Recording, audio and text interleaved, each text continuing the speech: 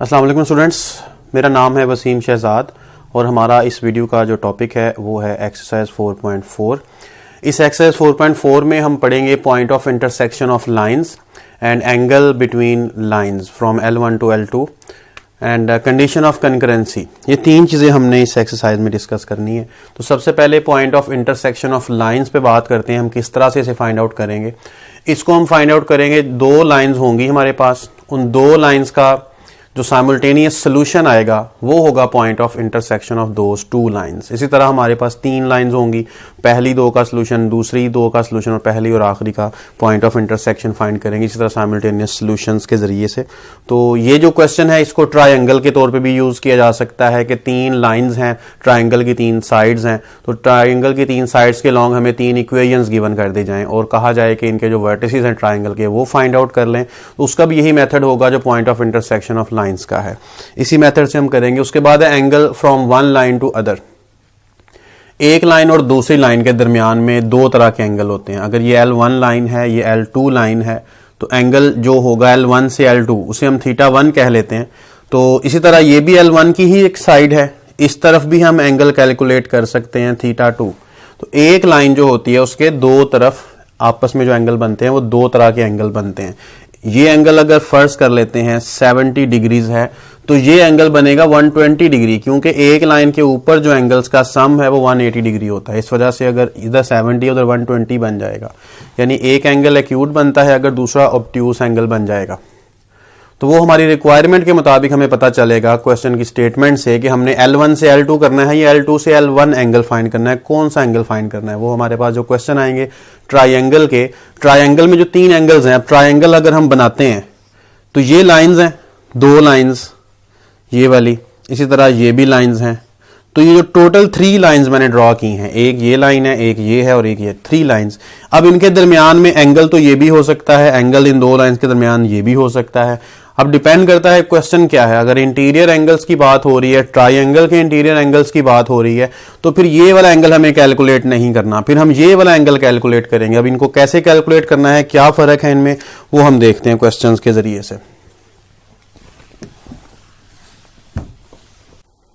इस एक्सरसाइज में जो सिलेबस के क्वेश्चंस हैं वो क्वेश्चन नंबर 2 का सेकंड और थर्ड पार्ट है। पहले हम इसको सॉल्व करते हैं। क्वेश्चन नंबर 2 इसका सेकंड पार्ट पहले हम सॉल्व कर लेते हैं। इसमें लिखा हुआ है find an equation of the line through the intersection of the lines. दो लाइंस हैं x minus y minus 4 equal to 0, एक है। सेकंड लाइन है 7x plus y plus 20 is equal to 0। ये दो लाइंस हैं। अब हमारे जो रिक्वायर्ड लाइन है वो ऐसी लाइन है जो इन दोनों के पॉइंट ऑफ इंटरसेक्शन में से पास कर रही है, और इसके बाद वो ए पार्ट में आ जाते हैं। ए पार्ट में लिखा हुआ है कि ये लाइंस पैरेलल भी है, पैरेलल टू एक और लाइन हमें गिवन है 6x plus y minus 14 is equal to 0। Part A में पैरेलल कहा है और पार्ट बी में इसमें इसी क्वेश्चन के अंदर परपेंडिकुलर टू लिख दिया है और लाइन सेम है। इसका मतलब है ये दो क्वेश्चंस हैं, एक पार्ट ए है एक पार्ट बी है। तो जो पार्ट ए है इसको पहले हम देख लेते हैं। पार्ट ए और बी दोनों का जो कॉमन सॉल्यूशन है वो क्या होगा। दो लाइंस हैं,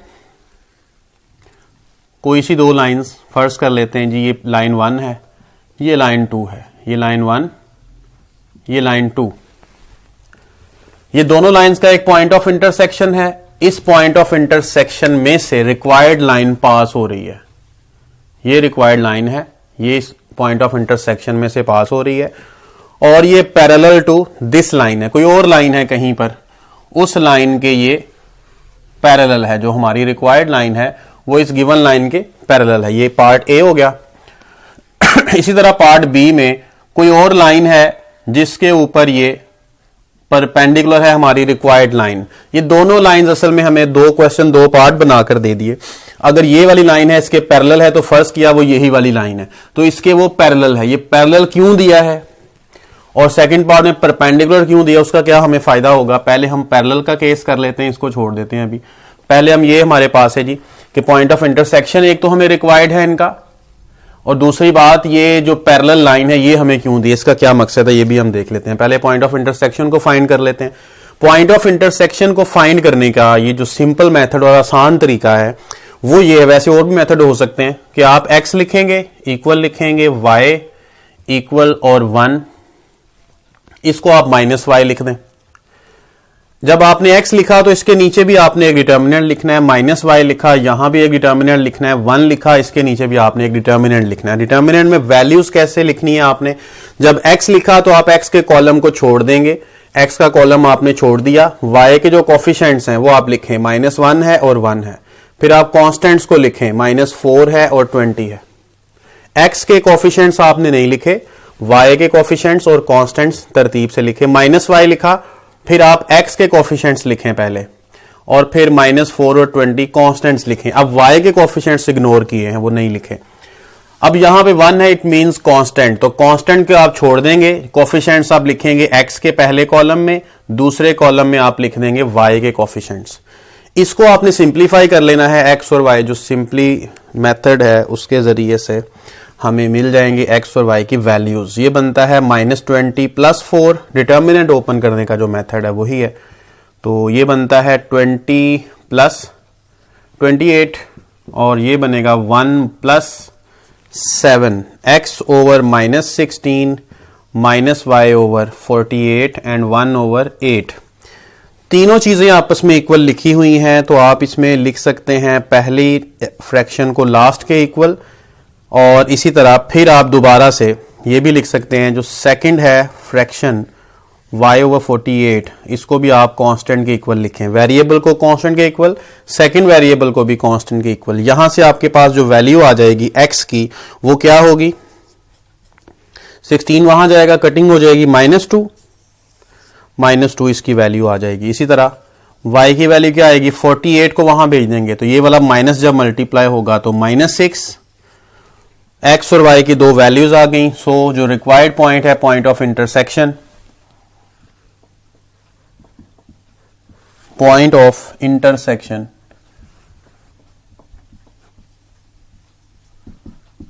ये है -2 -6, ये हमने फाइंड कर लिया है, -2 -6।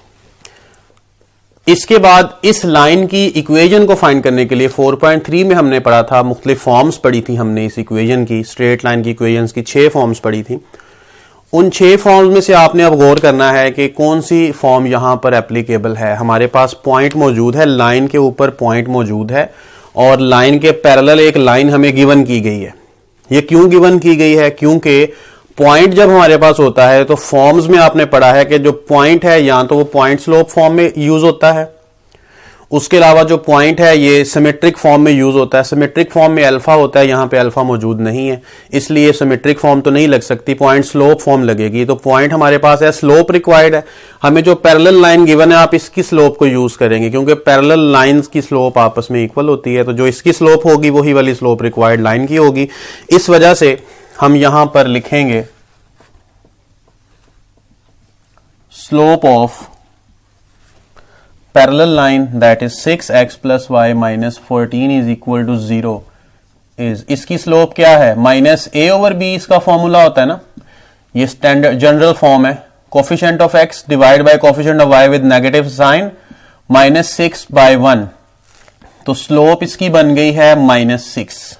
ये किसकी स्लोप है, पैरेलल लाइन की, ठीक है, तो हम पैरेलल लाइन भी कह सकते हैं उसको, मैंने इक्वेशन ही लिख दी है।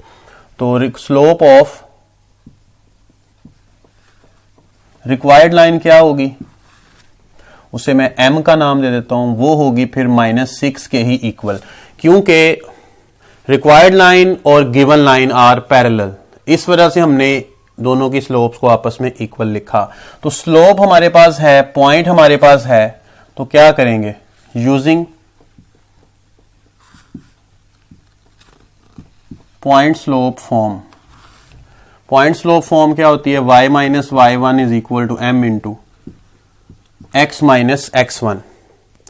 इसमें हमने वैल्यूज लगानी है, पॉइंट क्या है, -6, y1 की वैल्यू है इसमें, स्लोप इसमें -6 है, वो लिखेंगे, x माइनस x1 इसमें -2 है, तो आप इसे लिख सकते हैं y plus 6 -6 x plus 2 multiply कर दें -6x minus 12 y plus 6x को शिफ्ट करें लेफ्ट साइड पर और कॉन्स्टेंट्स को भी शिफ्ट कर दें तो 12 प्लस 6 18 इज इक्वल टू 0। ये रिक्वायर्ड लाइन है, ये line parallel to this line है और ये line passing through the intersection of these lines है, यही रिक्वायर्ड लाइन थी। इसके बाद जो नेक्स्ट इसका पार्ट है, पार्ट नंबर बी, ये पार्ट हमने कर लिया है। इसमें लिखा हुआ है कि अगर ये लाइन इसके पैरेलल ना होती, कोई और लाइन है वो इसके परपेंडिकुलर है। अब एक लाइन है जो इसी में से पास कर रही है, पॉइंट ऑफ इंटरसेक्शन में से, लेकिन वो लाइन इस लाइन के जो कि हमें गिवन थी, ये वाली लाइन, इस लाइन नंबर 3 में लिख देता हूं वैसे ही, ये लाइन नंबर 3 है, इस लाइन नंबर 3 के ऊपर परपेंडिकुलर है। अब हमें ये लाइन रिक्वायर्ड है, ये जो ब्लू कलर की मैंने लाइन ड्रॉ की है, ये लाइन अब हमें रिक्वायर्ड है। ये तो हमने फाइंड कर ली है, ये वाली ये मिल गई है, अब ये रिक्वायर्ड नहीं है। अब ये लाइन रिक्वायर्ड है जो उसके ऊपर परपेंडिकुलर है, तो हमें पॉइंट ऑफ इंटरसेक्शन रिक्वायर्ड है, वो हमने इसी मेथड से कर लिया। पॉइंट ऑफ इंटरसेक्शन ये हो चुका है, वहां लिख भी दिया पॉइंट ऑफ इंटरसेक्शन। अब स्लोप भी हमने इसकी फाइंड की हुई है, जो हमें गिवन है कि इस लाइन के परपेंडिकुलर लाइन है, इसकी स्लोप भी हमारे पास है। स्लोप ऑफ रिक्वायर्ड लाइन फिर क्या होगी, यहां पे जो पार्ट बी है वो चेंज हो जाएगा। स्लोप ऑफ रिक्वायर्ड लाइन कैसे मिलेगी? अब जो रिक्वायर्ड लाइन है वो असल में क्या है, इसके ऊपर परपेंडिकुलर, तो जो इसकी स्लोप है उसका नेगेटिव रेसिप्रोकल कर लें तो परपेंडिकुलर लाइन की स्लोप मिल जाएगी। तो आप इसका नेगेटिव रेसिप्रोकल करेंगे, -1 ओवर -6 करेंगे, 1 ओवर 6 आ जाएगी स्लोप ऑफ रिक्वायर्ड लाइन। इस बार ये रिक्वायर्ड लाइन है, इसकी स्लोप आ जाएगी 1 ओवर 6।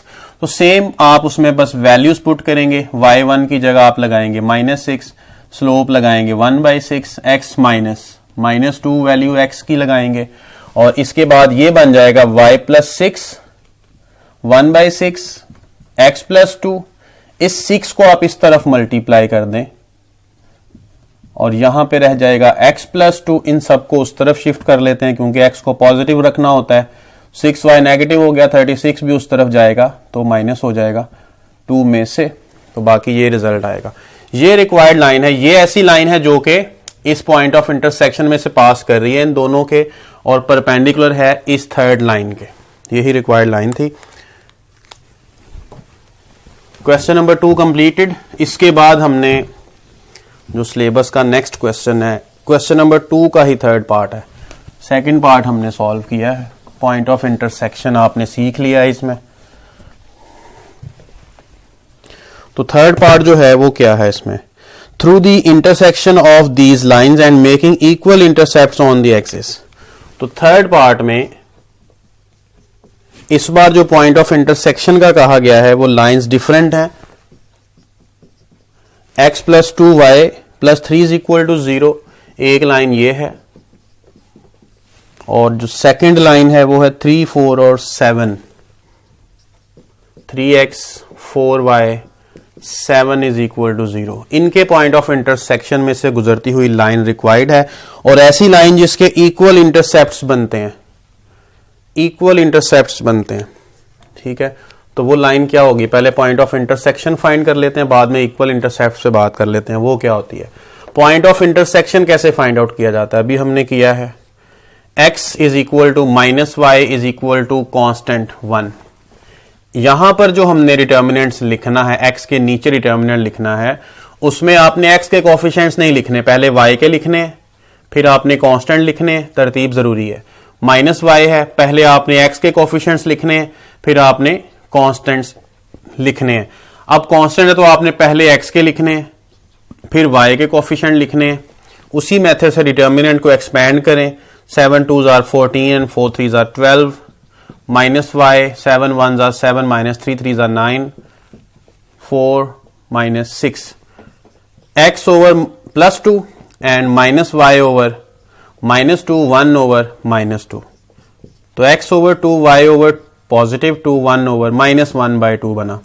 यहां से हमने क्या करना है, वेरिएबल को जो कांस्टेंट है उसके इक्वल रखना है, और इसी तरह जो दूसरा वेरिएबल है इसको भी कांस्टेंट के इक्वल, क्योंकि तीनों ही आपस में इक्वल हैं। 2 कैंसिल कर दें, यहां से भी 2 कैंसिल कर दें, तो पॉइंट ऑफ इंटरसेक्शन आ गया -1 -1। पॉइंट ऑफ इंटरसेक्शन लिख लेते हैं। पॉइंट ऑफ इंटरसेक्शन ये है -1 -1। इसके बाद मजीद क्या लिखा हुआ था, making equal intercepts on the axis. जो एक्सिस है उनके साथ इक्वल इंटरसेप्ट्स बनाती हुई लाइन रिक्वायर्ड है। तो इसका मतलब है 2 इंटरसेप्ट फॉर्म हम यहां पे यूज करेंगे। तो लिख लेते हैं 2 इंटरसेप्ट फॉर्म। 2 इंटरसेप्ट फॉर्म क्या होती है, x/a प्लस y/b होती है ना। तो यहां पे हम b ही लिख लेते हैं, पहले b लिख लेते हैं, बाद में लिख लेते हैं कि हमें ये गिवन है इक्वल इंटरसेप्ट्स, यानी a is equal to b। ये हमें गिवन है कि इक्वल इंटरसेप्ट्स बनाती है लाइन, इस वजह से आप b की जगह पर a लिखेंगे इक्वल टू 1। ठीक हो गया। इसके बाद हमने इस इक्वेशन में हमें पता है कि ये वही लाइन है जो इसके पॉइंट ऑफ इंटरसेक्शन में से गुजर रही थी, इन दोनों के पॉइंट ऑफ इंटरसेक्शन यानी -1 -1 में से गुजर रही थी। As equation number 3 is passing through -1 -1, so we can write -1/a plus -1/a is equal to 1। तो इसमें आप -1 लिख सकते हैं x की जगह और y की जगह भी -1, क्योंकि x y यहां पे आर्बिट्रेरी वैल्यूज होती हैं, पूरी इक्वेशन के तमाम पॉइंट्स को रिप्रेजेंट करती हैं। उनमें से एक पॉइंट ये भी है, इस पॉइंट को भी आप एक्स वाई की जगह लगा सकते हैं। लगा दिया मैंने, ये सेम है, 2 टाइम्स हो जाएगा, तो 2 times -1/a is equal to 1। a को हम उस तरफ शिफ्ट कर देते हैं, यहां पर -2 रह जाएगा, तो a की वैल्यू बन गई है -2। इस a की वैल्यू को आप पुट कर दें 3 में। जब 3 में पुट कर देंगे तो x/-2 plus y/-2 is equal to 1। Multiply by -2 कर देते हैं बोथ साइड्स, क्योंकि दोनों का डिनोमिनेटर सेम है। -2 x plus y is equal to -2 आ जाएगा। -2 को लेफ्ट साइड पर शिफ्ट करें वापस, तो x plus y plus 2 is equal to 0 is required line. ये रिक्वायर्ड लाइन है। अब ये लाइन है कहां पर, वो जरा बात हम कर लेते हैं कि ये 2 लाइंस का पॉइंट ऑफ इंटरसेक्शन था। मैं यहां पर x एक्सिस और y एक्सिस बना लेता हूं। जो रिक्वायर्ड लाइन थी वो ये वाली रिक्वायर्ड लाइन थी, जिसके इक्वल इंटरसेप्ट्स हैं, यानी यहां पर भी a0 पॉइंट है और यहां पर 0a पॉइंट है, इनके इक्वल इंटरसेप्ट्स थे।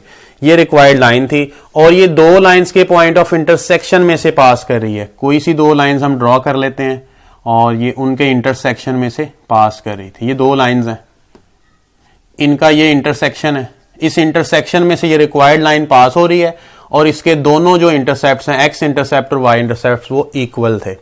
तो इस तरह की ये लाइन थी, ग्राफ बनाने की जरूरत नहीं थी, सिर्फ मैंने आपको ये समझाने के लिए ग्राफ ड्रॉ किया था। अब नेक्स्ट क्वेश्चन है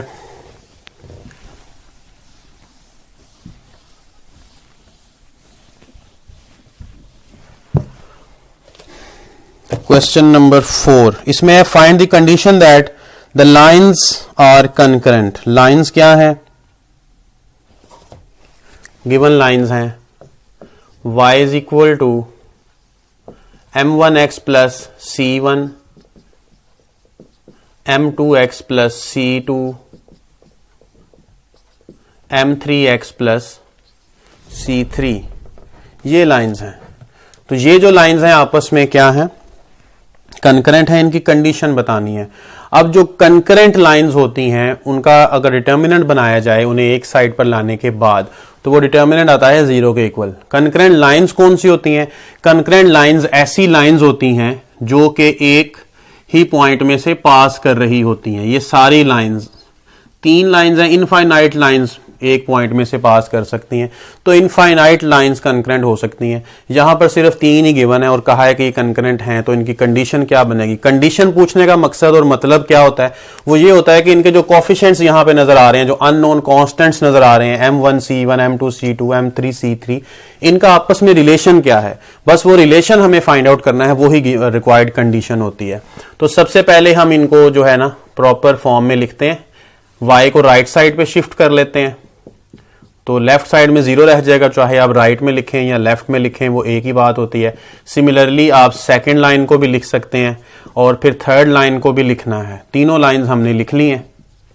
अब according to the condition of concurrency, अगर लाइंस कंकरेंट हो तो उनका डिटर्मिनेंट जो होता है कोफिशिएंट्स का और कांस्टेंट्स का वो मिलाकर इस तरह से लिखना होता है। x का कोफिशिएंट पहले कॉलम में जितने भी x के कोफिशिएंट्स हैं, y के कोफिशिएंट्स दूसरे कॉलम में, कांस्टेंट टर्म्स तीसरे कॉलम में, और डिटर्मिनेंट होता है 0 के इक्वल।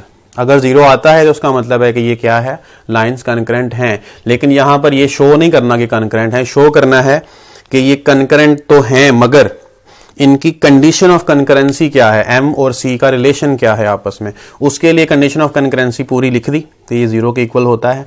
अब सिंप्लीफाई करना है, एक्सपैंड करना है। ये -1 है, आप ऐसा करेंगे इस -1 को और इसको आपस में चेंज कर लें। इस -1 को पहला कॉलम बना दें।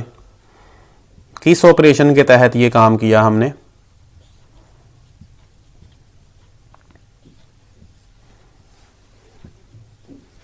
कॉलम ऑपरेशन किया है हमने। यहां पर क्या कॉलम ऑपरेशन किया है वो यहां लिख लेते हैं। हमने जो कॉलम ऑपरेशन यहां पे किया है वो ये है कि हमने C1 को C2 के साथ इंटरचेंज किया है। इंटरचेंज हो गया। अब यहां पर इंटरचेंज जब हम कॉलम्स को करते हैं डिटर्मिनेंट के अंदर तो उसकी वजह से एक माइनस बाहर आता है। ठीक है, तो कॉलम ऑपरेशन का साइन यहां पे लगाने की जरूरत नहीं है, एक माइनस बाहर आएगा। आप खाली माइनस ना लिखें, आप -1 लिख लें, ना भी लिखें खाली माइनस लिख लें तब भी ठीक है। तो -1 हमने एक बाहर लगाया, क्या वजह हुई, कॉलम की जगह हमने चेंज की। इसी तरह यहां से -1 हम कॉमन कर लेते हैं तो एक और माइनस बाहर आ जाएगा तो +1 बना देगा इसको। वैसे भी राइट साइड पे 0 है तो ये माइनस आप राइट साइड पे शिफ्ट करते हैं तो माइनस वैसे भी खत्म ही होना था, तो एक माइनस और बाहर आने से बाहर प्लस का साइन आ जाता है। 1 1 1 M1 M2 M3 C1 C2 and C3 determinant is equal to 0। इसके बाद जो ये डिटर्मिनेंट है इसको एक्सपैंड करते हैं। एक्सपैंड करने से पहले मजीद इसमें ऑपरेशन हो सकता है, रो ऑपरेशन हो सकता है इसमें। वो कैसे कि ऊपर 1 है उसके नीचे हम जीरोस बना लेते हैं। कैसे बनेंगे, ऊपर 1 है नीचे फर्स्ट कॉलम फर्स्ट रो को लिखा है, आप सेकंड रो को भी फिलहाल सिमिलरली लिख दें। ये हमने एज इट इज लिखा है इक्वल टू 0। अब हमने जो ऑपरेशन इसमें करना है वो ऑपरेशन लिख लेते हैं।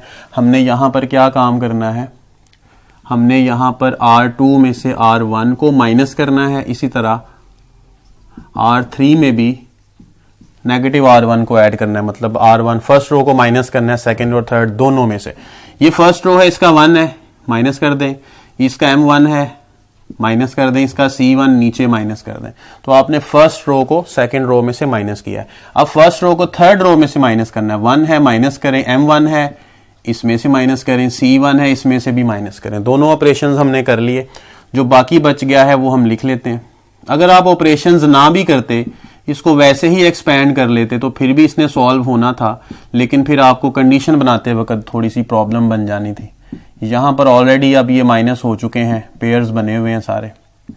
आपने सिर्फ इसको एक्सपैंड करना है। अब जिस कॉलम में जीरोस ज्यादा हैं वो C1 है, आप C1 से इसे एक्सपैंड करें, यहां पे आ जाएगा 1 का कॉलम और रो छोड़ देंगे, बाकी ये 4 एंट्रीज बचेंगी। इन 4 एंट्रीज को आप एज इट इज लिखें जिस तरतीब में वो वहां लिखी हुई हैं। C2 minus C1, C3 minus C1, और इसके बाद आता है -0, फिर आता है +0 और फिर आता है ये वाला इक्वल टू 0। ये -0 +0 कहां से आते हैं, जब C1 से एक्सपैंड करना है तो 1 आएगा। 1 जिस कॉलम रो में है वो छोड़ दिया, 4 एंट्रीज डिटर्मिनेंट में लिखी। फिर आपने -0 लगाना है। -0 लगाने के बाद आपने 0 जिस रो में है और कॉलम में है वो कॉलम रो छोड़ने हैं। ये 2 एंट्रीज डिटर्मिनेंट बनाएंगी। डिटर्मिनेंट बनाने का फायदा नहीं था क्योंकि बाहर 0 है, उसने मल्टीप्लाई 0 से होना है और खत्म हो जाना है, तो उसका कोई फायदा नहीं था, तो आपने उसको एज इट इज 0 ही लिख दिया। सिमिलरली जब थर्ड एंट्री लिखनी है 0, तो फिर आपने डिटर्मिनेंट लिखना है इस रो और इस कॉलम को छोड़कर ये वाली 4 एंट्रीज, वो भी आप ओपन करेंगे मल्टीप्लाई बाय 0 करेंगे 0 हो जाएगा, तो लिखने की जरूरत नहीं थी, इसलिए इसे +0 लिख दिया। अब इसे हम एक्सपैंड कर लेते हैं। ये क्रॉस कर लिया हमने और माइनस लगाएंगे और M3 M1 C2 C1 equal to 0 है। एक चीज को उस तरफ शिफ्ट कर दें सिर्फ इसमें से, ये M2 माइनस M1 है, C3 माइनस C1 है। ये पूरी टर्म आप राइट साइड पे शिफ्ट कर लें, M3 minus M1 C2 minus C1 is required condition. तो ये थी रिक्वायर्ड कंडीशन। अब हम क्वेश्चन नंबर 5 सॉल्व करते हैं। क्वेश्चन नंबर 5 में determine the value of P such that these lines meet at a point. तो मीट एट ए पॉइंट का मतलब क्या होगा? Lines meet at a point.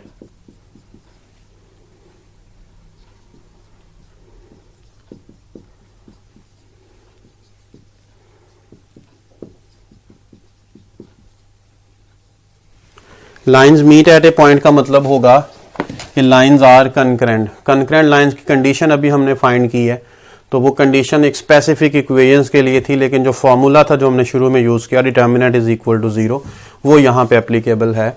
तो उसकी वजह से हम यहाँ पर लिख लेते हैं जो फॉर्मूला है, we know that coefficient of x, इनका एक कॉलम बनाना है और सेकंड कॉलम होगा कोफिशिएंट ऑफ वाई का, थर्ड कॉलम होगा कांस्टेंट्स का और इक्वल टू 0 हमें गिवन है। बाय गिवन हम यहां लिख सकते हैं वी नो दैट की जगह पर। तो क्योंकि मीट एट ए पॉइंट है, देयरफॉर आपने डिटर्मिनेंट इसको एक्सपेंड कर लें डायरेक्टली या फिर इसमें पहले ऑपरेशंस कर लें एज यू लाइक, इसमें कोई इशू नहीं होगा। तो एक्सपेंड कर लेते हैं, एक्सपेंड फ्रॉम कॉलम 1, तो ये होगा 2 एंड डिटर्मिनेंट -1 -5 P8। 2 इस रो में है, ये रो और ये कॉलम छोड़ दी, ये 4 एंट्रीज मैंने डिटर्मिनेंट में लिखी हैं। 2 के बाद फर्स्ट कॉलम की नेक्स्ट एंट्री है 3, उसके साथ आपने एक माइनस लगाना होता है, plus minus and third term में प्लस लगाएंगे।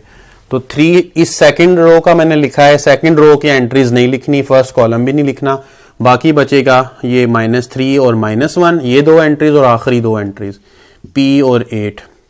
इसके बाद आपने थर्ड एंट्री लगानी है प्लस के साथ, थर्ड रो नहीं लिखनी और ये फर्स्ट कॉलम नहीं लिखना डिटर्मिनेंट में, तो ये वाली एंट्रीज होंगी 2 और ये वाली 2 होंगी, -1 and -5 determinant and answer is equal to 0। इसे आप मल्टीप्लाई करते हैं तो ये बनेगा -8 माइनस +5P बन जाएगा। फॉर्मूले का भी एक माइनस है जब क्रॉस यहां पे मल्टीप्लाई होता है। तो इसी तरह ये -24 है और इसको मल्टीप्लाई कर देंगे तो +P, ये माइनस +15 हो जाएगा और ये -1 आ जाएगा is equal to 0। -16 plus 10P और +72 माइनस 3P और +14 इंटू 3 42।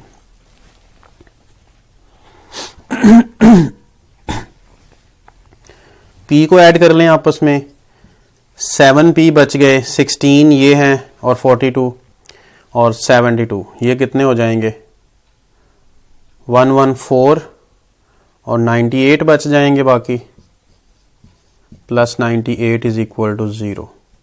तो -98/7, अगर कटिंग होती है तो कर लेते हैं, -14, तो P की वैल्यू हमें मिल गई -14। अब नेक्स्ट क्वेश्चन सॉल्व कर लेते हैं।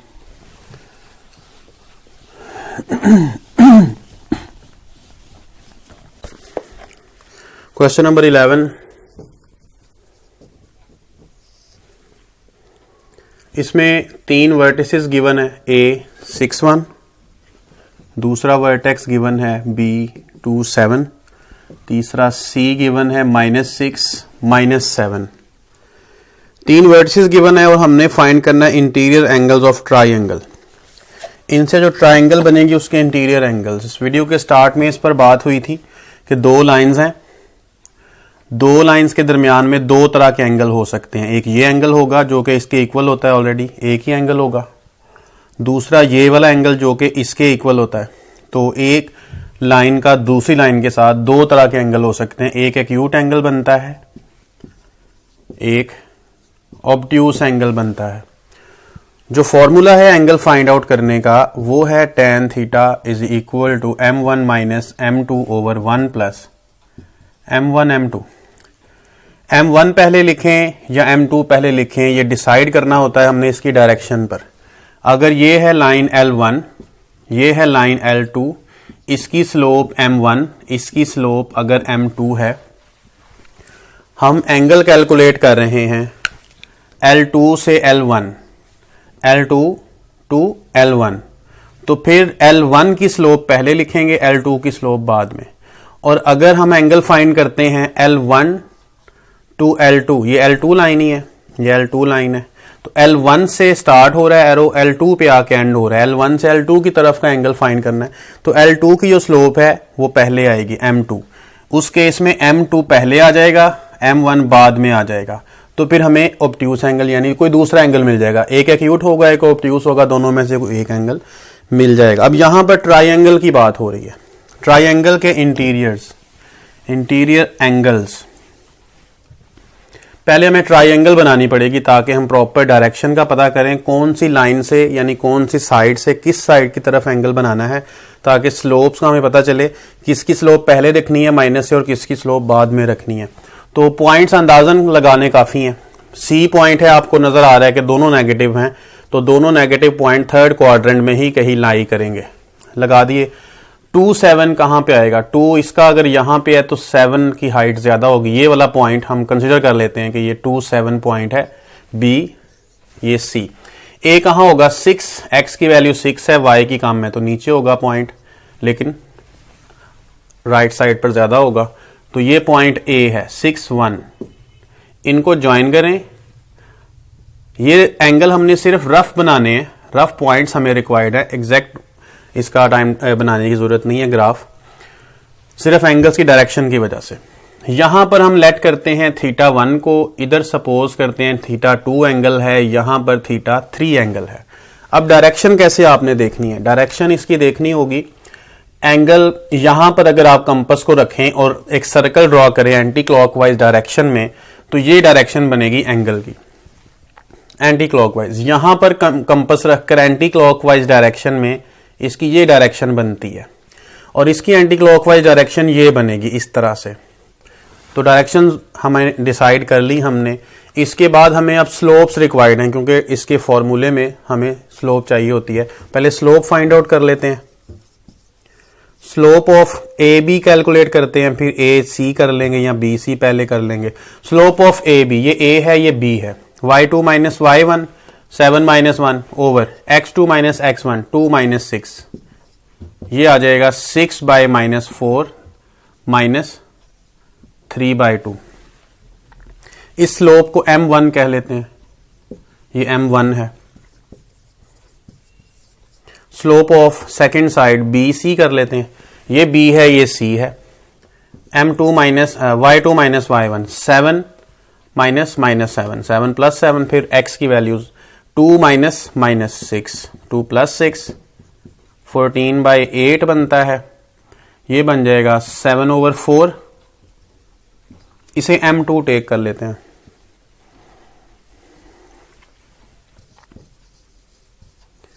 Slope of A C calculate कर लेते हैं, ए सी। तो y2 माइनस y1 है 1 माइनस माइनस 7, 1 प्लस 7 हो जाएगा 6 माइनस माइनस 6, 6 प्लस 6 हो जाएगा 8 प्लस 12, कितना आ जाएगा ये 4 पे कटिंग करते हैं, इसे m3 कह देते हैं। आप देख सकते हैं m3 m1 एक दूसरे का नेगेटिव रेसिप्रोकल है। इन दो लाइंस के दरमियान में AC और AB के दरमियान में 90 का एंगल हमें मिल जाएगा। पहले हम फाइंड आउट कर लेते हैं, यहां से नजर आ रहा है डायरेक्टली। तो tan थीटा 1 कैलकुलेट करते हैं पहले। थीटा 1 का फॉर्मूला क्या होगा? स्लोप दोनों की माइनस करनी है जिनके दरमियान में थीटा 1 है। थीटा 1 है AC और AB के दरमियान में, डायरेक्शन है AB से AC की तरफ। ए सी की स्लोप पहले आएगी, ए बी की बाद में लिखी जाएगी माइनस से। तो ए सी की स्लोप है m3, तो ये लिखेंगे m3 माइनस ए बी की स्लोप है m1 minus m1 over 1 plus m1 m3। ये फॉर्मूला बनेगा। इसमें वैल्यूज लगा लेते हैं। 2/3 माइनस और माइनस 3/2 कितना हो जाएगा, ये प्लस 3/2 डिवाइड बाय 1 प्लस 2/3 और माइनस 3/2। ये कटिंग हो रही है, डिनोमिनेटर में 1 माइनस 1 बन रहा है जो कि बनता है 0 और इसकी वजह से वैल्यू आ जाएगी अनडिफाइंड। ऊपर जो भी है ये एज इट इज आप लिख दें या एलसीएम से आप कर लें, उससे कोई फर्क नहीं पड़ेगा। एलसीएम कर लेते हैं। 6 4 + 9 13/6 डिवाइड बाय 0, अनडिफाइंड ही आ रहा है। तो tan θ1 is equal to undefined. हमने देखना है कि θ1 क्या आएगा इन्फिनिटी के ऊपर। इन्फिनिटी पे tan इनवर्स कौन सा ऐसा एंगल है जिस पर tan की वैल्यू इन्फिनिटी आती है, वो होता है 90।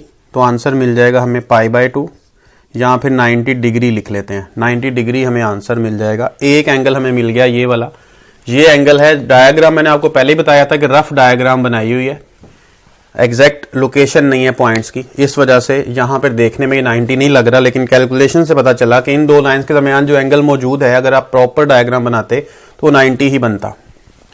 लेकिन डायग्राम की जरूरत नहीं है, क्वेश्चन में पूछा नहीं गया, रिक्वायरमेंट नहीं है। इसके बाद θ2 बनाना है हमने। θ2 है BC से AB की तरफ, ऐसे है BC से AB की तरफ।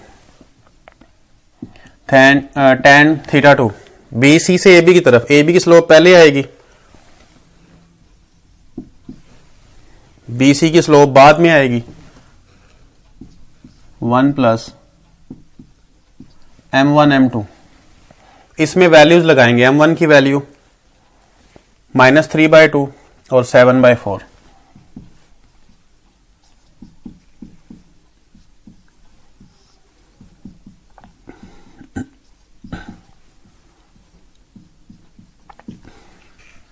एलसीएम कर लें ऊपर। 4 एलसीएम आ रहा है, -6 -7। डिनोमिनेटर में 8 एलसीएम आ रहा है, 8 - 21। ऊपर क्या बन रहा है, -13/4। नीचे क्या बन रहा है, -13/8। इसे हम इस तरह से लिख सकते हैं, -13/4 मल्टीप्लाई 8 बाय -13। रिजल्ट आ जाएगा 2। तो θ2 will be equal to tan inverse 2। ये आप कैलकुलेटर में सॉल्व कर लेंगे। tan इनवर्स 2 क्या आएगा इसमें वो आप देख लेंगे। इसके बाद हमें तीसरा एंगल रिक्वायर्ड है, tan θ3। θ3 यहां पे जो कि AC से BC की तरफ है, तो BC की स्लोप पहले आएगी, m2 AC की बाद में m3, m2 माइनस m3। तीसरा जो एंगल है वो आप, चूंकि ये राइट एंगल ट्राइंगल है तो तीनों एंगल्स का सम 180 डिग्री होता है। आप उसके जरिए से भी कर सकते हैं। 90 इसका आया था, उसका जो भी कैलकुलेटर से आएगा उन दोनों का सम आप 90 में से माइनस कर देंगे तो रिजल्ट आ जाएगा। या तीनों का सम 180 के बराबर रखें और θ3 की वैल्यू आ जाएगी। वो भी हो सकता है अगर आप फॉर्मूले से करना चाहें तो यहां से भी आ जाएगा। m2 की वैल्यू 7/4, m3 की वैल्यू 2/3। 7/4 minus 2/3, 1 plus 7/4 into 2/3। ऊपर एलसीएम कर लें, एलसीएम आएगा 12, 21 माइनस 8। एलसीएम यहां पर भी 12 है, 12 की कटिंग हो जाएगी, बाकी रह जाएगा 21 माइनस 8, 13 डिवाइड बाय 26, 1/2। तो यहां से tan θ3 की वैल्यू बनी थी, तो θ3 बनेगा tan इनवर्स 1/2। ये भी आप कैलकुलेटर से देख लेंगे। तीनों का सम यकीनन 180 डिग्री आएगा क्योंकि तीनों इंटीरियर एंगल्स हैं। इसके बाद नेक्स्ट क्वेश्चन,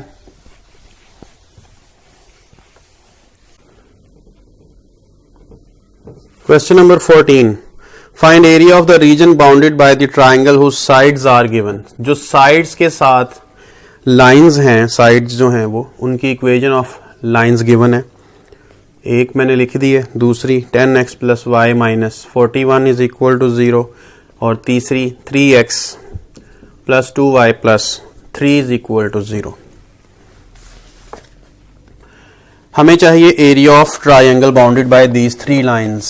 जब भी 3 लाइंस लगाएंगे आप, उनके दरमियान में या तो ट्राइंगुलर एरिया बनेगा या फिर वो कंकरेंट लाइंस होंगी, तो इस तरह से आ जाएगा। कंकरेंसी जो पॉइंट हमने शुरू में पढ़ा इस वीडियो में, अगर पॉइंट्स कंकरेंट हैं तो फिर क्या होता है, डिटर्मिनेंट इनके कोफिशिएंट्स का हम बनाते हैं वो 0 आ जाता है। लेकिन अगर ट्राइंगल आती है तो हमें ये 3 वर्टिसेस रिक्वायर्ड होते हैं, हमें ये 3 वर्टिसेस रिक्वायर्ड होते हैं। तीनों वर्टिसेस हम यहाँ पे पुट करते हैं और यहाँ 1 1 1 लिख लेते हैं, तो ये उसका फॉर्मूला होता है एरिया का। अगर डिटर्मिनेंट 0 आ जाता है तो यकीनन फिर क्या होगा, कंकरेंट लाइंस ही हैं, तो आप पॉइंट्स के जरिए से भी कंकरेंट लाइंस शो कर ही सकते हैं, क्योंकि एरिया लाइंस का तभी फाइंड होगा जब ट्राइंगल बनेगी, कंकरेंट होगी तो नहीं फाइंड आउट होगा, तो यकीनन एरिया 0 ही आएगा इस मेथड से भी। तो लेकिन कंकरेंट लाइंस के लिए आपको पॉइंट्स रिक्वायर्ड नहीं होते, आप डायरेक्टली इनके कोफिशिएंट्स भी लगा देते हैं, तब भी डिटर्मिनेंट 0 आता है तो कंकरेंट शो हो जाती हैं। तो वही बेस्ट है, वो ईजी भी है, शॉर्ट भी है। पॉइंट्स ढूंढने के थोड़ा लेंथी होगा, लेकिन जब एरिया ऑफ ट्राइंगल फाइंड करना है तब पॉइंट्स रिक्वायर्ड होंगे। लाइन 1, लाइन 2 और लाइन 3, इनके जो पॉइंट्स हैं वो कैलकुलेट करने पड़ेंगे, कॉमन पॉइंट्स। इनका कॉमन पॉइंट कैसे मिलेगा, पॉइंट ऑफ इंटरसेक्शन। शुरू में किए जो क्वेश्चंस, बिल्कुल वैसे ही तीनों के पॉइंट ऑफ इंटरसेक्शन रिक्वायर्ड हैं। Point of intersection of 1 and 2, वही method x determinant minus y determinant 1 determinant, इस मेथड से हम इसको सॉल्व कर लेते हैं। इसमें x लिखा है तो y के कोफिशिएंट्स लिखेंगे, y लिखा है तो x के कोफिशिएंट्स लिखेंगे कांस्टेंट्स के साथ। कांस्टेंट लिखा है तो x के कोफिशिएंट और y के coefficients. x over 41 plus 10 minus y over minus 287 plus 100, 1 over 7 plus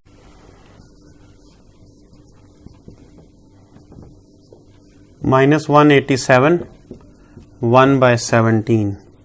x by 51 को कांस्टेंट टर्म के इक्वल लिख लेते हैं, ये माइनस माइनस हम कैंसिल कर लेते हैं। y बाय 187 को 1 बाय 17 के इक्वल। 51 जब 17 से डिवाइड होगा तो इसमें रिजल्ट आ जाएगा 3। 187 जब 17 से डिवाइड होगा तो 1 और 1 11 आ जाएगा। तो एक पॉइंट हमें मिल गया 3 11, जो कि 1 और 2 का कॉमन पॉइंट है, पॉइंट ऑफ इंटरसेक्शन है। अब हमें चाहिए point of intersection of 2 and 3, फिर 1 एंड 3 भी रिक्वायर्ड है।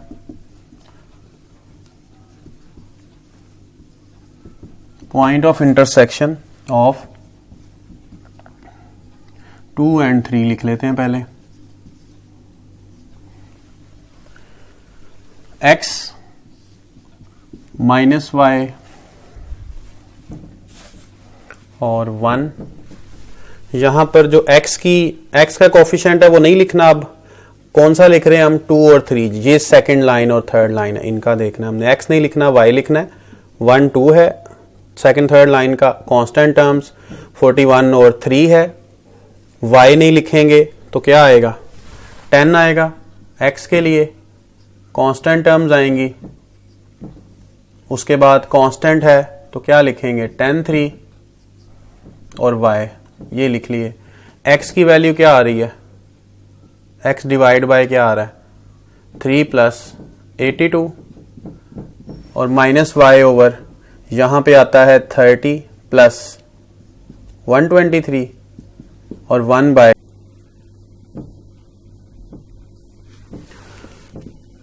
x by 85 minus y divide by 153 is equal to 1 by 17.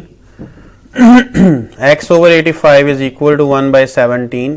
तीनों आपस में इक्वल है, पहले और आखिरी को इक्वल, सेकंड एंड थर्ड को आपस में इक्वल लिख लिया। इसको डिवाइड करते हैं, x 5 आ जाएगा। इसके बाद 153 को उधर डिवाइड करेंगे और y भी साथ, माइनस भी साथ उस तरफ जाएगा, तो कितना आ जाएगा, ये 9 आ जाएगा। तो रिजल्ट आ गया -9 आ जाएगा, ये वाला माइनस भी इस तरफ आ जाएगा। तो 5 - 9 2 पॉइंट्स आ गए। अब 1 और 3 का जो पॉइंट ऑफ इंटरसेक्शन है वो रिक्वायर्ड है। 1 और 3 वैल्यूज हम यहां पर चेंज कर देंगे अभी। 1 और 3 पॉइंट ऑफ इंटरसेक्शन, ये सारा अभी नया मिल जाएगा, इसको रेस कर देते हैं। ये पॉइंट हमने यहां लिखा रहने दिया, एक ये पॉइंट था, एक ये पॉइंट है, तीसरा बनाने लगे। तीसरा क्या पॉइंट आएगा, ये x है। 1 और 3, 1 और 3 इसमें आएगा -1 और 2 y के कोफिशिएंट्स, कांस्टेंट्स -y को छोड़कर, x के कोफिशिएंट्स, कांस्टेंट्स, कांस्टेंट्स को छोड़कर x के कोफिशिएंट्स, y के कोफिशिएंट्स। ठीक हो गया। इसके बाद अब आएगा ये रिजल्ट -3 + 20 और यहां से 21 + 30, 14 + 3, x by 17 is equal to -y by 51, 1/17. x by 17 is equal to 1/17 and -1 by 51 is equal to 1/17. We get x equal to 1 and y is equal to -3. So another point we have is 1 - 3. तीनों points हमने find out कर लिए। अब हमें असल में चाहिए था area of triangular reason bounded by these 3 lines. तो वो एरिया हम कैसे कैलकुलेट करेंगे, उस एरिया के लिए फॉर्मूला हम लिखेंगे। Area of triangular region is equal to 1/2 and determinant, तीनों पॉइंट्स लिखे जाएंगे। एक पॉइंट लिख लें 3, 11, दूसरा पॉइंट लिख लें 5 - 9, तीसरा पॉइंट लिख लें 1 - 3 और लास्ट में 1, 1, 1। डिटर्मिनेंट को आपने एक्सपैंड करना है। तो किस तरह से एक्सपैंड करें, इसको हम सिंप्लीफाई कर सकते हैं। 1 के नीचे पहले जीरोस बना लें, बाद में एक्सपैंड कर लेंगे, डायरेक्टली एक्सपैंड कर लेते हैं, उससे कोई इशू नहीं है, डायरेक्ट एक्सपैंड कर लेते हैं। तो यहां लिख लेते हैं एक्सपैंड फ्रॉम R1, R1 से एक्सपैंड करते हैं। 3 लिखा जिस रो में है, जिस कॉलम में है, उसे छोड़ दें, बाकी ये 4 एंट्रीज बचती हैं, इन चारों को लिखे, माइनस लगाकर सेकंड एलिमेंट लिखना होता है। इस कॉलम को अब छोड़ना है, वो रो आपने पहले से छोड़ दी हुई है, 5, 1, 1, 1। इसके बाद आएगी थर्ड एंट्री पॉजिटिव नंबर के साथ, ये कॉलम ये रो छोड़ देंगे, इसमें आएगा 5 - 9 एंड 1 - 3, ब्रैकेट क्लोज। 1/2 3, ये कितना आ जाएगा, -9 + 3, 5 - 1 -15 + 9 और 1/2 3 - 6 -11 into 4 + 1 into -6, 1/2 -18 -44 -6, इसकी जरूरत नहीं है, इसको रेस कर लेते हैं। 1/2 -18 and -6 and 44, 50 ये हो गए, 68 नेगेटिव, कटिंग कर लेते हैं, -34 स्क्वायर यूनिट्स।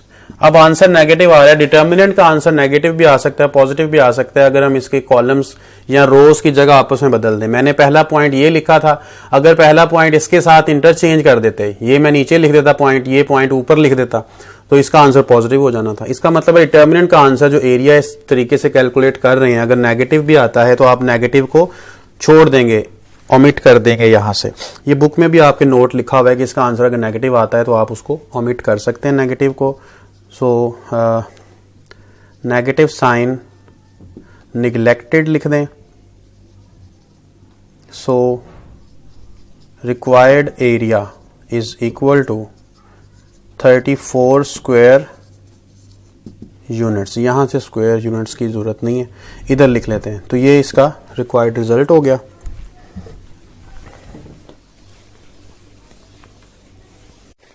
क्वेश्चन नंबर 15 में है the vertices of triangle A B and C.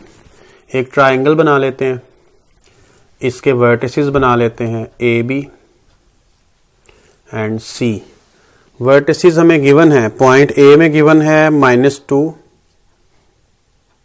3, point be given है -4 1 और ये गिवन है सी 3 5।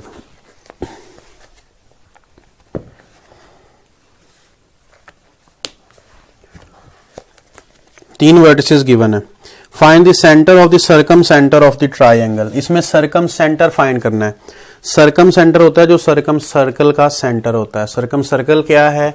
जो तीनों वर्टिसेस में से सर्कल पास करता है। इस तरह का जो सर्कल है तीनों वर्टिसेस में से पास करेगा, उसका जो सेंटर है वो सर्कम सेंटर है। सर्कम सेंटर अगर हम कंपास वगैरह से बनाते हैं, जो 9th 10th में बनाते रहे हैं, तो वो किस तरह से बनाते थे? साइड का राइट बाइसेक्टर एक बनाते थे। राइट बाइसेक्टर बनाने के बाद इस तरह से हम ये लाइन ड्रॉ होगी राइट बाइसेक्टर की। राइट बाइसेक्टर क्या है? राइट बाइसेक्टर असल में होता है जो मिड पॉइंट भी हो, इस पॉइंट का मिड पॉइंट में से लाइन गुजरे और इसके ऊपर परपेंडिकुलर भी हो, ऐसी लाइन को हम कहते हैं राइट बाइसेक्टर। तो तीनों साइडों के राइट बाइसेक्टर जिस पॉइंट पे मीट करते हैं उनका पॉइंट ऑफ इंटरसेक्शन होता है सेंटर ऑफ सर्कम सर्कल। इस वजह से एक ये लाइन हम बना लेते हैं ए बी के ऊपर राइट बाइसेक्टर, दूसरा हम बना लेंगे बी सी का राइट बाइसेक्टर। उनका जो पॉइंट ऑफ इंटरसेक्शन होगा वो असल में होगा रिक्वायर्ड पॉइंट। तो इसके लिए हमें मिड पॉइंट रिक्वायर्ड है। मिड पॉइंट फाइंड आउट कर लेते हैं पहले। किसका मिड पॉइंट रिक्वायर्ड है? ए बी का। तो ए बी का मिड पॉइंट क्या होगा? x1 प्लस x2/2, कॉमा लगा लेते हैं। इसी तरह y1 प्लस y2/2, तो ये बनेगा -6/2 -3 और 4/2 2 -3 2 ये बन जाएगा। इसके बाद हमें रिक्वायर्ड है इसकी स्लोप, क्योंकि हमने इसकी इक्वेशन फाइंड आउट कर रही है जो राइट बाइसेक्टर है ए बी के ऊपर। तो स्लोप ऑफ ए बी ये क्या होगी? y2 minus y1 over x2 minus x1 जो फॉर्मूला है उसके मुताबिक ये हम लिख लेते हैं 3 - 1 3 - 1 इन दोनों के y माइनस किए डिवाइड बाय इन दोनों के x उसी तरतीब में।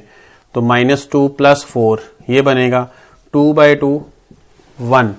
स्लोप ऑफ ए बी बनती है 1। हमें ए बी की स्लोप इसलिए चाहिए थी क्योंकि हमने इक्वेशन बनानी है उसके ऊपर जो परपेंडिकुलर लाइन है उसकी, और हमें जब स्लोप परपेंडिकुलर लाइन की रिक्वायर्ड है, slope of perpendicular on A B, तो वो किस तरह से कैलकुलेट की जाती है? इसी स्लोप का जो ए बी की है उसका नेगेटिव रेसिप्रोकल करते हैं।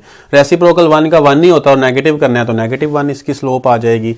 पॉइंट है, स्लोप है, जो इस लाइन की स्लोप है वो मिल गई, इस लाइन के ऊपर जो पॉइंट है वो मिल गया। तो पॉइंट स्लोप फॉर्म जैसे 4.3 में हमने क्वेश्चन सॉल्व किए थे, क्वेश्चन नंबर 10 में किया था, पॉइंट स्लोप फॉर्म के जरिए से हम क्या करेंगे? इक्वेशन कैलकुलेट कर लेंगे। तो यूजिंग पॉइंट स्लोप फॉर्म, ये है y माइनस y1, y1 इसमें क्या है 2 इंटू स्लोप यानी m, x minus x1, x minus ये x1 है, तो जब माइनस के साथ लिखेंगे इसको तो ये +3 हो जाएगा, -x -3 हो जाएगा। इन दोनों को इस तरफ शिफ्ट करते हैं, x plus y and +1 is equal to 0। ये एक लाइन बन जाती है। ये किसकी लाइन है? ये लाइन है इसकी इक्वेशन। अब हमें चाहिए इसकी इक्वेशन। ये भी मिड पॉइंट में से पास करती हुई लाइन है, ये भी राइट बाइसेक्टर है, तो किसका मिड पॉइंट चाहिए? पहले BC का। Mid point of B C. क्या फॉर्मूला होगा, दोनों के x ऐड करें डिवाइड बाय 2, कॉमा लगाकर दोनों के y ऐड करें डिवाइड बाय 2, कितना बनेगा -1/2 और 6/2 3। मिड पॉइंट मिल गया। अब इसकी स्लोप बनानी है हमें, स्लोप ऑफ बी सी क्या होती है, y2 - y1, दोनों के y माइनस करने हैं, उसी तरतीब में दोनों के x माइनस कर दें तो ये बन जाएगी 4/7। हमें स्लोप किसकी चाहिए, इसके राइट बाइसेक्टर की, तो स्लोप ऑफ राइट बाइसेक्टर या फिर परपेंडिकुलर लाइन, ये भी एक ही बात है, वो होगी इसका नेगेटिव रेसिप्रोकल, 4.3 में जैसे किया नेगेटिव रेसिप्रोकल, -7/4 बन जाएगा ये। अब हमें इसकी इक्वेशन बनानी है, उसके लिए क्या करें, किसकी इक्वेशन बना रहे हैं, इस राइट बाइसेक्टर की, यूजिंग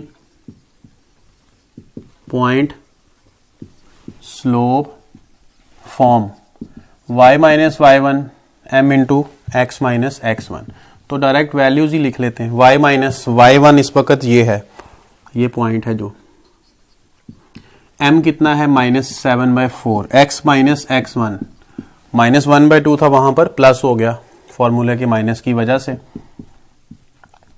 एलसीएम टेक कर लें, 2x + 1/2 एंड y - 3, 8 हो गया। 8 को यहां मल्टीप्लाई कर दें, 8y - 24, 7 को मल्टीप्लाई इन साइड कर दें, 14 को वापस इस तरफ शिफ्ट कर लें, 7 भी इधर आ जाएगा। ये दूसरी इक्वेशन आ गई। ये पहली इक्वेशन इसके राइट बाइसेक्टर की थी और ये राइट बाइसेक्टर दूसरी इक्वेशन मिल गई। अब हमें इनका पॉइंट ऑफ इंटरसेक्शन निकालना है ताकि ये सर्कम सेंटर मिल जाए। फॉर पॉइंट ऑफ इंटरसेक्शन कौन सा मेथड यूज किया था हमने इसी वीडियो के शुरू में, वही वाला मेथड हम यहां पे यूज करेंगे। x - y 1, x में क्या लिखना है, कोफिशिएंट्स विदाउट x, पहले जिसके चाहे लिख लें। 1 ये है तो इसके पहले लिख लेते हैं। 1 है y का कोफिशिएंट, इसके y का कोफिशिएंट 8, कांस्टेंट है इसका 1, उसका कोफिशिएंट है -17। y के लिखने हैं, y है ऊपर तो y के कोफिशिएंट छोड़ देने हैं, x के लिखने हैं, पहले हम इसके लिख रहे हैं तो इसलिए पहले इसी का लिखेंगे 1 कोफिशिएंट और इसका बाद में लिखना है 14। y का नहीं लिखना, कांस्टेंट लिखना है पहले इसका, फिर इसका कांस्टेंट लिखना है -17। कांस्टेंट के नीचे हमने x और y के कोफिशिएंट लिखने होते हैं, इसका 1 है, इसका 14 है, तो 1 और 14 लिखा। फिर हमने लिखना है कोफिशिएंट इसका y का और उधर जो y है 1 और 8, ये लिख दिया, -17 -8 -y ओवर -17 -14 1/8 -14। यहां से क्या बन जाएगा, -25, इनको भी ऐड कर लेंगे, -31 और ये कितना बन जाएगा -6। x तीनों की x y और ये 1/6 तीनों आपस में इक्वल हैं तो आपने इनको लहदा से इक्वल लिखना है। x बाय -25 को -1/6 के इक्वल लिखें। यहां से आपको जो वैल्यू मिलेगी x की वो होगी 25/6, ये x की वैल्यू मिल गई। अब y की लिखनी है तो y की वैल्यू कैसे मिलेगी, यहां पे लिख लेते हैं y ओवर 31 1 ओवर -6, तो y is equal to -31/6। y भी मिल गया। तो ओवरऑल हमें जो पॉइंट रिक्वायर्ड था सेंटर वो ये है, रिक्वायर्ड सर्कम सेंटर 25/6 -31/6।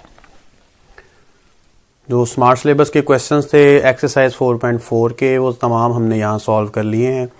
तो अब इस वीडियो को आप शेयर करें, लाइक करें और सब्सक्राइब भी करें चैनल अगर आपने अभी तक सब्सक्राइब नहीं किया, और दूसरे दोस्तों तक आप इस चैनल को पहुँचाएँ ताकि उनका भी वो इसमें फ़ायदा हासिल हो। बहुत शुक्रिया।